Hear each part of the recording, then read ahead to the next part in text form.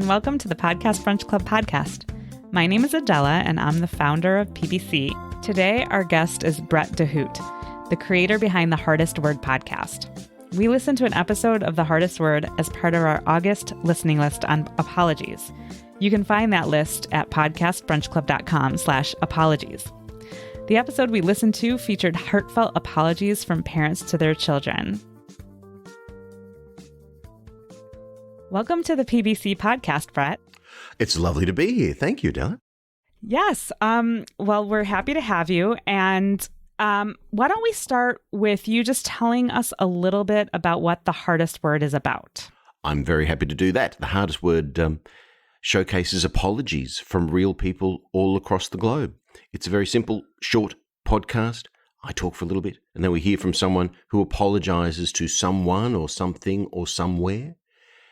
5 minutes, we're usually done and dusted, and the apologies come from literally all around the world, from Rwanda or Gaza or Kenya or Canada or Melbourne, and they apologize about all sorts of things, most of which I'd never imagined required an apology. And that's it. It's a brilliant concept. I love it. So, I mean, it begs the question, like, what prompted you to start the show? And I'd also love to hear a little bit about you and your background, and how that kind of how your background maybe helped you start the show, or whether or not it played into it at all. Yeah, it certainly did. My background, I do a few different things, but one of the things I do is public speaking training and communications training. And so I'm often working with, CEOs or corporate people and others besides, and they come to me to improve their stage performance or their media performance. And I started getting asked by clients, can you throw in how to apologize? And I remember the first time I heard that, I thought, what an unusual request. But of course, I was happy to give it a whirl. And I noticed that this was starting to be something that CEOs and leaders felt they should have in their toolbox, so to speak. And I also noticed that a lot of people in public life were having apologies demanded of them more often. And we've seen some big national apologies. In Australia, there was a very famous apology from then Prime Minister Kevin Rudd to the Indigenous Australians. That was a real watershed moment. And, as someone who'd been in radio in the past and had a podcast way back in 2004, I was looking for a format. And then I saw Serena Williams at the US Open 2018 playing Naomi Osaka. And she was accused of cheating by the chair umpire mid-match. And I don't know if you recall, she was very angry at the chair umpire and pointing her finger at him from below, because he sits on the chair above, saying, "I demand an apology." Mid-match, in front of millions of people, after being accused of taking coaching from her coach, which is not allowed. And it struck me that we'd come to some moment in the culture around apologies where everyone was demanding them. Some people were giving them. We were less likely to believe them. They were now a skill to have. So I just thought, let's make a podcast out of that. Very cool. So I'm curious, and we can talk a little bit about the podcast that we did listen to as part of the playlist on apologies, which was the episode where parents apologize to their children. But I'd like to hear, not just for that particular episode, although I'd be happy to hear about that. Just generally, how do you get your contributors? How do you solicit the apologies? I spend a lot of time online, as we all do, and trawling Facebook groups and even job boards and writing groups and poetry groups and groups for single dads or for writers or for poets or for single mothers or whatever, explaining, just spruiking the show and saying, if you feel like you have an apology, you'd like to write it or record it, here's the podcast for you. So I have seeded that. And sometimes I've had some success with groups just recently that work with prisoners in the American justice system who deliver sort of arts and creativity programs in prisons. And that has been a sort of a conduit for that. And as I started the show, I thought I had this fantasy that I'd find lots of people who can connect me to lots of people who want to apologize. That has not been the case. It's been largely one-on-one. So I put words out there on bulletin boards and Facebook pages and Facebook ads and, YouTube group, blah, blah, blah, blah, and get apologies. And heaven forbid some people actually hear the podcast and send in their apologies. So it's a mix, but it does take a lot of work to extract apologies out of people. Yeah, I bet. I can't imagine. I mean, So you mentioned that people write apologies. They'll write them out and then send them to you. Correct. So then, do you help them record it then? Correct. So I do a mix. What I don't want to do is sort of lose an apology because people don't have the technology or the desire to put their voice on the podcast. So every apology is what is sincere and real from a real person, but sometimes if the people can't or won't record it, I will get a voice actor to record it. Oh, interesting. Yeah. And so that's more work for me. and Yes. that's another step. But I try and get someone with the right accent to do it as well. And so that just means that I get more apologies more often from more people. And that's why we get, I think, such a remarkable range of apologies from rural India and Pakistan and China and, to be honest, countries I hadn't considered. Out of the Anglosphere, people who are recording and writing apologies in their third language, which, I find remarkable. But very often, some people record it and send me the finished apology. I don't edit it. I occasionally change one word or sentence, but actually I like some of the imperfections because it makes it what it is, more real. Right. It's not about being perfect. It's about being sincere and authentic and hopefully, moving. And some of the apologies are funny. So, that's the way that works. Very cool. I feel like, was this the apology from parents to their children? That was episode 2 of your entire podcast, right? Yep. I got a whole batch of apologies initially before I put the shows together, and I found that there were themes. Some apologies were to things. In fact, the very first apology was a really cute one from a girl in Hong Kong who'd given her sister's doll an unauthorized haircut. And she was apologizing. That was really cute. But then, yes, there were enough apologies, a critical mass, I think 5, of parents apologizing to their children. So that became a theme. And there were other themes. People apologized to their country, to animals, to themselves. And that became the first series, which had a themed sort of format. So, and then what season are you on right now? Season? That's a great question. Or series, or... season or series? 3. 3. 3. Okay. Yes. I should know that, shouldn't I? And I've changed the format. The first series was, 4 or 5 apologies around a theme. Then I went to single apology models, and we've changed it. And then we've got the whole prison series coming up. So season 4, I think. Yeah, season 4. I'm very proud of that. Very nice. So so it sounds like you pivoted a little bit here and there. Absolutely. Right. That makes sense. Yeah. Because, I'm messing around with different formats. The first episodes, for instance, the one you've listened to and you're familiar with, is longer. And now I've gone to shorter episodes, trying to be more like bite-sized. Whether that works or not, I have no clue. Yeah. I listened to, I think, one of the ones that are shorter as I was researching your podcast, because I knew I wanted to include an episode from your podcast in the listening list. I was just trying to decide which one. And I settled on the one where parents apologize to their children for a couple of reasons, but one that I did listen to and really considered putting on there is the one from the Rwandan man who is apologizing to his neighbor for not saving him during the genocide. And that one, I have to say, was gut-wrenching to listen to. It was, my heart was beating fast. I was just so nervous. You sort of know the outcome of what's going to happen as he's telling the story. And the reason I didn't include it is just because it is extremely heavy. I've been accused of being kind of heavy-handed in some of the podcast playlists in that, the podcasts that I choose are heavy. So I wanted to include one that was a little bit lighter, and I ended up choosing the one where parents apologize to children just because I think it's a little bit, I guess when you think about apologies between parents and children, you mostly think of parents demanding apologies from their children, or telling their children to apologize to other children or, their brother or sister. But as I thought about it more, I was thinking, no, of course there's apologies from parents to children. Being a parent, at least from my perspective, again, I'm not a parent, but I have a parent, and there is a lot of guilt associated with it.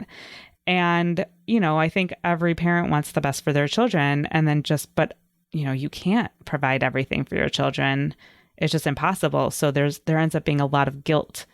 So I thought that was an interesting take on apologies, just from parents to children. Oh yeah, I've been consistently surprised by the breadth of apologies, and I too, like you, am not a parent, but it seems like a whole series of awkward social situations and guilt, from my perspective, as well as the joy and the pleasure and all the rest of it. And I suppose if you're a good parent and you reflect on your parenting, there have to be certain moments that you think I should have played this differently. I've never had that from my mother, strangely, but other parents seem to feel more likely to apologize, I think, more often. And it's nice to hear that because apologies obviously are an act of vulnerability. So it's nice to hear parents not just playing the parent card, but saying, I should have done things differently. We had one mother apologizing to it. Now, they're still quirky and kooky. The mother apologizing to her son, who was, I think, about 13, for not recognizing his supernatural quality. I mean, literally, and the fact that she should have been more sensitive to this, and that she was apologizing to her child who had some sort of extracurricular supernatural ability to communicate with animals and to understand people's pains and so on and so forth. So it's all happening out there, and it manifests in some of these apologies. It's remarkable. Yeah. So I know that you listen to some of the other podcasts on the listening list, and I'm just wondering if you had any thoughts about how they, about any of the specific episodes, or how they played off of each other, or how your podcast fit in. Well, I know one thing I sort of set out at the start of the podcast was to be very disciplined and to not contaminate or influence the apology. To as great a degree as I can withhold it, I just speak for a minute or so to introduce the apology and welcome people to the show, and let the apology speak for itself and the apologizer. And that's something I hold true. That's actually not my style. I can talk and opinionate all day, and when I was on radio, that's what I would do. But I like the apologies to be served minimally. And I find that so many other podcasts, particularly from big production houses and big name podcasts, God bless them, have the resources and the time and probably the brief to influence what the listener is feeling and hearing to a greater degree, and Jonathan Goldstein in Heavyweight is just a brilliant broadcaster. And he annoys me particularly. And I say that with a smile because I feel I'm a bit like him, but he's 10 times better than me at being that, so he particularly gets me. And he some of the podcasts he's made are just beautiful. But the episode you included on the list was the woman wanting to apologize to her university lecturer for not sort of rewarding that lecturer's investment in her. And it was a long-held guilt, and that's something that I see with a lot of apologies. They've been a long time coming, and sometimes they can mean more to the person apologizing than to the person receiving the apology, which is weird.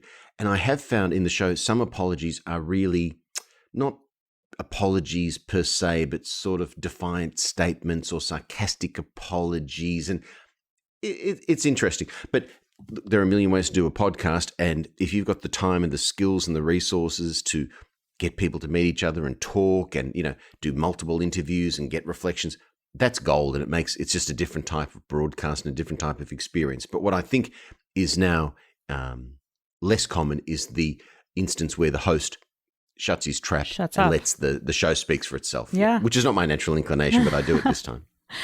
Yeah, I mean, that episode in particular, you and I talked a little bit before we started recording, was interesting because it sort of jived with one of the other episodes in your archive, in that well, not necessarily jived exactly, but Soraya, I think her name was, felt really like she needed to apologize for this huge atrocity, this horrible thing that she did to this professor. And then when she actually apologized, the professor was like, that's not how I remember it. And I think there's an episode of yours that I actually listened to before I chose the episode for the playlist it was a woman who was apologizing to her grandma, who's now deceased, for not sending a letter. So why don't you tell the listeners about that episode? This is a difficult one to explain because there's a daughter, a mother, and a grandmother. Let's say that. So 40 years ago in England, when phone calls were a little bit of a luxury and letters were the way to communicate, a teenage daughter's mum said, "Could you send this letter to grandmother?" Daughter says, "Sure, I'll send it." But of course, guess what? Young teenager didn't send it. Mother says, "Did you send that letter?" Yeah, sure I did. But she hadn't. And then in that time, the grandmother dies. And the letter that the daughter didn't send was actually the last communication that was intended from the mother to the grandmother. Then she compounds her error because mother says, "Are you sure you didn't send that letter?" She lies and says, "Yes, I sent it." Goes up to her bedroom, finds the letter at the bottom of her school bag, and for some bizarre reason, tears it up. And now that woman did write and record her apology. And in recording it, as she's recording it, she breaks down in tears. And it was remarkable because I was in tears myself. And actually, I don't break down in tears when I listen to most apologies, any apologies except that one, because it somehow to me is a remarkable story of, and we're all guilty of it, teenagers' selfishness and not realizing, could you just send that letter? Grandmother's very sick. This is the last communication. And it's only decades later when that woman's now in her 50s, she looks back and thinks, oh gosh, how awful that, that my mum's last letter to her grandmother couldn't be sent. And actually, as a sort of postscript to that, I spoke or communicated with the apologizer and said, "Is your mother still alive?" Grandmother's dead, of course. "Is your mother still alive?" "Yes, she is. She's an elderly lady." "Have you ever brought this up with her?" "No." And she said, "I'm sure she doesn't remember. But you know what? I'm not sure. Because if I had a letter that I had written to my dying mother and I'd asked my daughter to send it and she hadn't, I might remember that decades later. And who knows, I might not be happy that it wasn't sent even decades later. And that sounds to me like a Jonathan Goldstein heavyweight episode on a stick. Yeah. That's a perfect episode. That one to me was just very human, very relatable, very sad. And also there's no coming back from that. That letter was not sent. That letter was not received. That one to me is one of my favorites. It's an absolute heartbreaker. Yeah. They're not all heartbreaking. There are some funny ones and cleverly written ones but that one was a heartbreaker. Yeah. Yeah, I listened to that one. That was a good one. So, I mean, that's a great segue in terms of what are your favorite apologies from the hardest word? Well, the Rwandan apology, when I got it, the minute I got it, I just thought we're never going to top that, actually. And that was recorded by the actual apologizer. Absolutely. Mm-hmm. The gentleman in Rwanda who was apologizing to his neighbor, who he knew well and liked well, but he was a Hutu and one was a Tutsi. And that man, after having his, I think, 6 children and wife murdered, was knocking on the door saying, "Let me in, they are coming to get me," literally. Mm-hmm. And the apologizer and his wife had to decide whether they risked their life by letting him in, chose not to. The neighbor was dragged away, presumably to his death. And that has impacted the apologizer's life ever since. That's 30 years on now. And he apologized for it. And it was just so powerful. And that was an example, actually, of what I really like about the show that is somewhat accidental, is that because it's so genuinely diverse, you get very relatable things like not sending your mum's letter to your grandmum. And then you get things that are so out of our experience, having to literally save or not save the life of the neighbor, but also the added complication that if you do, your life will be in danger. I mean, that is something that I think it's safe to say I'll never experience. And that's what this podcast gave us an insight into for that brief moment, and that was a high watermark. So that's an absolute favorite. And something, again, reversing the parent-child dynamic.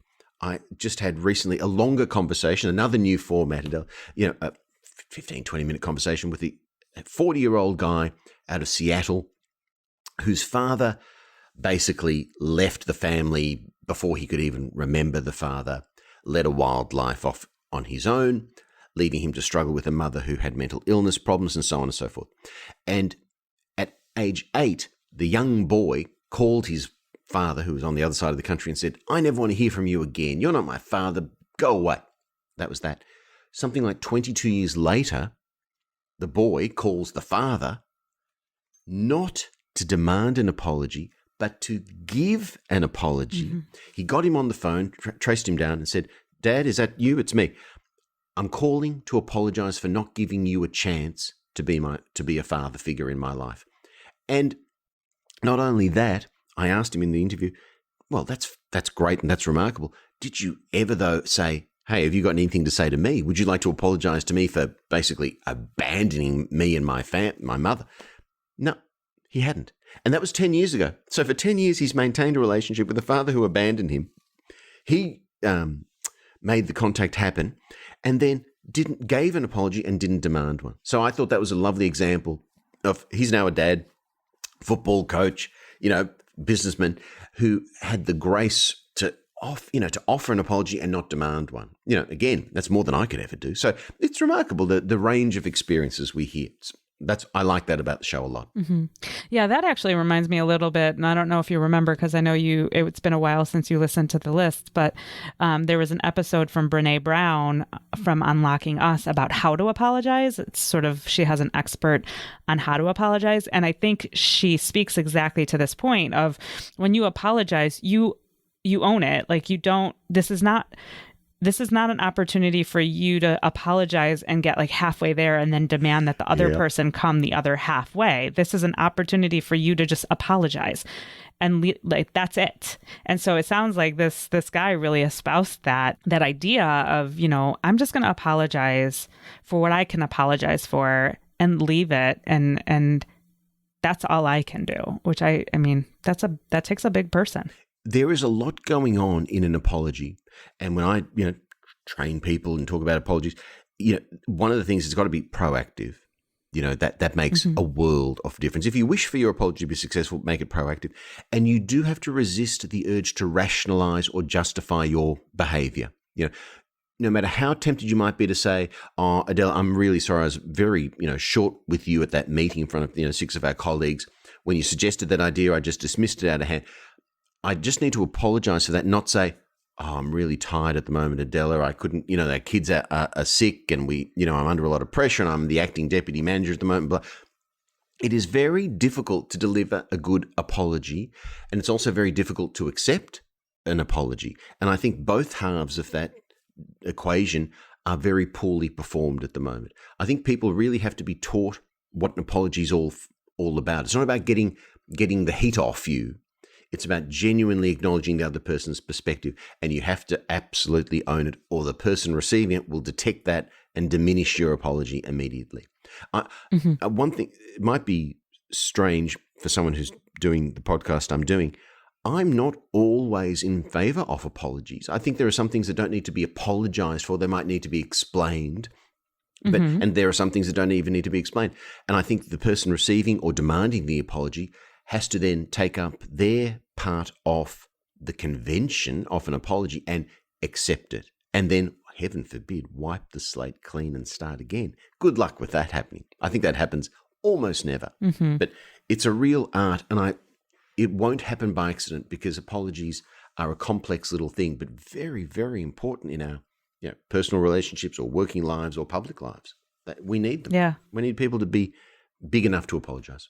Absolutely. And that actually reminds me of the first apology in the episode that we listened to, where parents apologized to children, where it was the British woman who was apologizing for not picking up her son from the, overnight thing that he did where it was raining and he was miserable. And again, I think she felt really bad about it, but she kind of was very tongue in cheek about her apology. It wasn't really an apology. I think at the end she was like, no, but I truly am very sorry. I feel really bad about it. But the whole thing was not probably like you said, not even necessary to begin with, but also at the end of the day wasn't super sincere. Not at all. And I like that people have sort of decided how they're going to work the format of the apology on the show. And I get apologies like that from a mother semi-demi apologizing to the son. A teenage boy who was out with his friends camping. It rained. He calls her and says, pick me up. Too late. Mum's had a couple of drinks at the pub and couldn't be bothered. I'm all in favor of the mum. That totally. Boy can just, good luck, kid.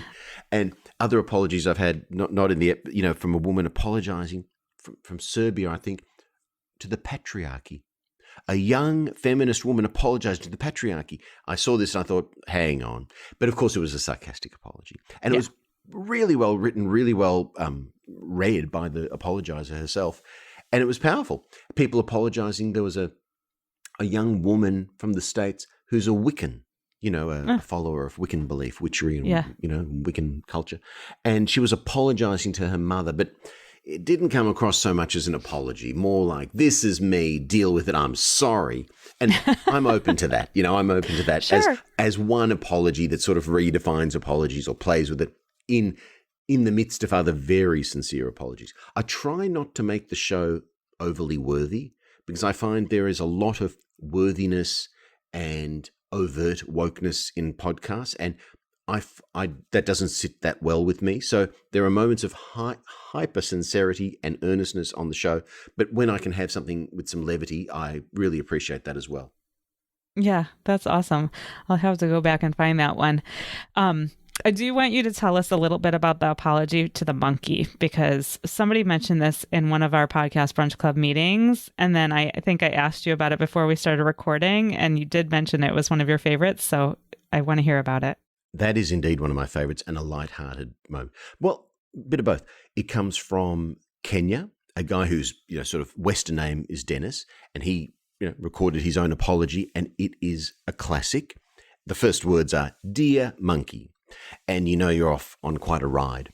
And I don't think it's a spoiler alert to say he regrets some actions he took with a monkey who was stealing bananas from his father's plantation or garden. And it is, of every apology I've had and every apology I've listened to that didn't make the show, the most passionate and sincere apology. And it's to a monkey. And this poor man, Dennis, is so overwrought with regret at his actions towards this poor monkey that he gets extremely emotional. He actually starts asking for signs of forgiveness from the monkey via the supernatural. And he makes religious he uses religious imagery from the Jewish faith of all faiths. He wants wise monkeys to come down, and it's sincere. I mean, I spoke to him and he was just on a tear, and feeling so bad about this poor monkey. And it is so quirky, but it's also, believe it or not, in a way relatable, because monkeys are to him what squirrels might be to you, or possums are to me here in Melbourne, Australia, or whatever animal it is, or seals that are stealing the fish that you want to catch if you're a fisherman. And he really feels badly at something he did, and he used his power over this monkey badly. And the sincerity and the overwhelming emotion, but then, of course, you add that extra layer of signs from the afterlife from the monkey. It's gold. It's gold. And it's real. It's amazing. If you ask enough people, hey, send me your apologies, you get stuff like that. I bet. Yeah. I loved it. I loved that. I'll have to go back and listen. And I will, just for those of you listening, I will link to all of these episodes in the show notes, so it'll be easy for you to find.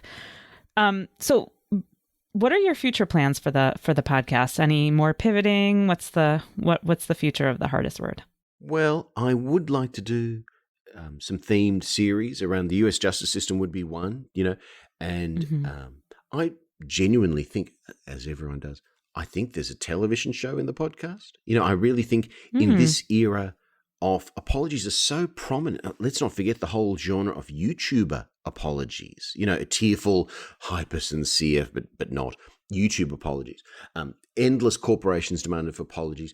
I would like a mix of people, famous and not famous, representing themselves or their government or their political party, the corporation, apologizing. And I think that could make for a very simple and good television show.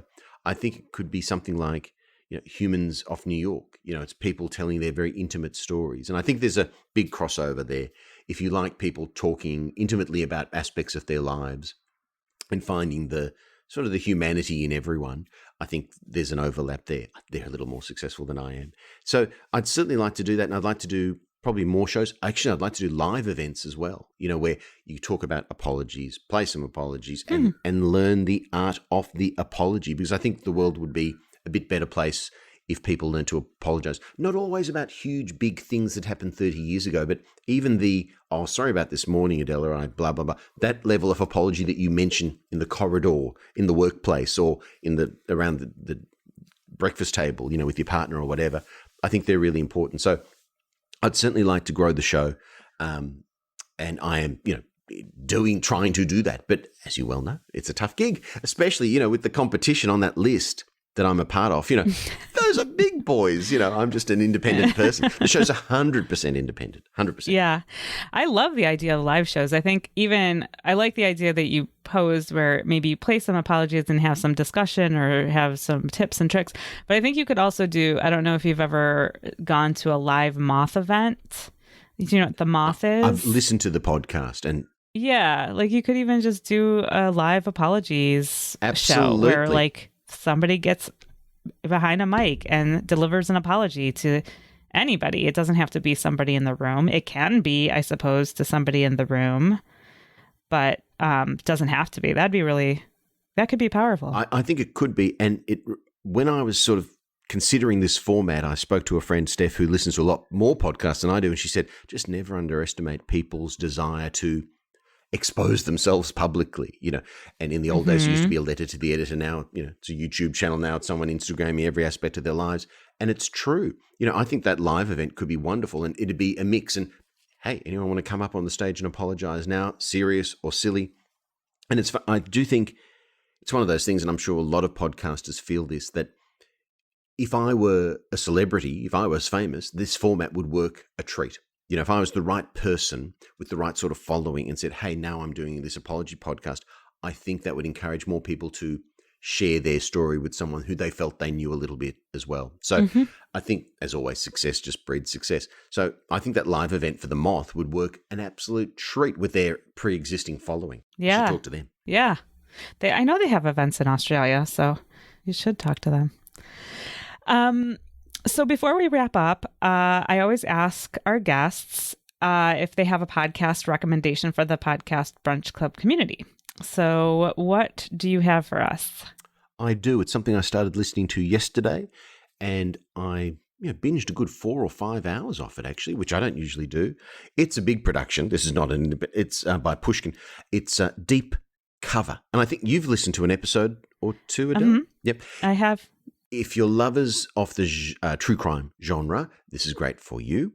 It is based on an unpublished memoir of an FBI agent who went undercover, became a bikie. I think Ned became Ed, and he became from an FBI agent to a very tough-looking bikie, and he infiltrated the Michigan drug scene and lived a very, very dangerous life on the edge, sort of flirted with criminality himself. I think that's where it seems to be headed to. And there's a mix between reporting and interviews with people who are mentioned in the book and also reading off the book, which reads a bit like a hard-boiled Raymond Chandler or something like that. So it's really entertaining. It's a very familiar genre to a lot of us now. And it's actually not, I'm not a big true crime person at all, but somehow this one caught my fancy, and it's very entertaining, and it's pretty nicely produced as well. So it's quite cinematic, and I would recommend that. If that's your cup of tea, Deep Cover, you'll enjoy it. Great. I'll put that in the show notes. And just final thing, how should people connect with you? How can people follow you? Well, I would love your apologies or your listens. I sometimes find the website might be the best, thehardestwordpodcast.com, thehardestwordpodcast.com. Also, I make videos for each of the episodes as well. So the simplest way to sample the show, go to the website and just watch some videos. And the monkey one is on the homepage.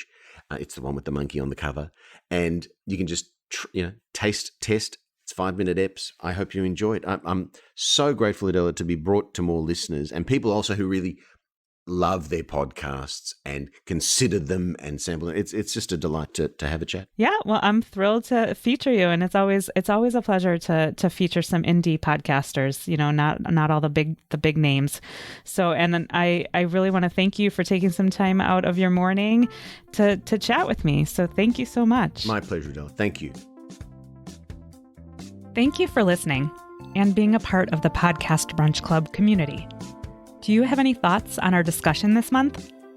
Send a message or voice memo to podcast@podcastbrunchclub.com. PBC is a passion project, and we rely on support from our global community to continue bringing people together in person and online. So if you feel like PBC has contributed to your life in any way, please consider becoming a patron or making a one-time donation. Go to podcastbrunchclub.com/support for more information. If you're interested in becoming an organizational partner, go to podcastbrunchclub.com/sponsors. A quick thanks to our early partners, Podbean. For 1 free month of podcast hosting, go to podbean.com/PBC. Podchaser, the IMDb of podcasts. Listen Notes, a podcast search engine. Critical Frequency, the podcast network for everyone else. The Venn Media, a weekly newsletter for curious minds. And Lentigua Williams and Company, podcast network, telling stories in the seams of society. Finally, some credits for this episode. Katie DiFiore is our audio editor. Music is from Chad Crouch and Misael Ghana, downloaded from Free Music Archive. I'm Adela, founder of Podcast Brunch Club, and as always, thanks and happy listening.